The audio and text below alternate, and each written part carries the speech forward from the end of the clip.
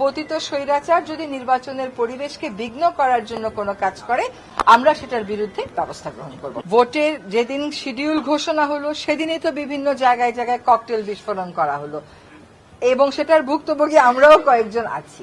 ফলে ভোটের পরিবেশ নষ্ট করার জন্য যদি পতিত স্বৈরাচারের কোনো শক্তি কোনো রকম চেষ্টা করে সেটা প্রতিহত করার জন্য সরকার প্রস্তুত আছে, প্রয়োজনে প্রস্তুতি আমরা বাড়াবো। আপনি আমাকে সুনির্দিষ্ট তথ্য দেবেন যে কোন মানুষ আপনাকে বলেছে তার ভোট দিতে যেতে ভয় লাগছে।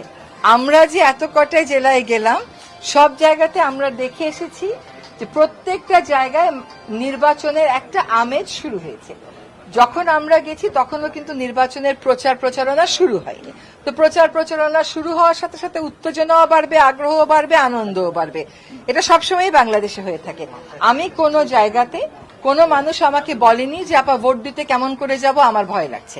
আপনাকে যদি কেউ এটা বলে থাকে আমাদেরকে জানাবেন, তার ভয় দূর করার দায়িত্ব অবশ্যই আমাদের। তবে একই সাথে এটা বলে রাখি, এই যে এর আগে যে প্রশ্নটা করলেন, এই যে ভয়ের একটা আবহ তৈরি করা, নানান প্রচার প্রচারণা, সামাজিক যোগাযোগ মাধ্যমে নানান কিছু বক্তব্য, ভিত্তিহীন বক্তব্য দিয়ে দিয়ে একটা ভয়ের আবহ তৈরি করার চেষ্টা করা হচ্ছে।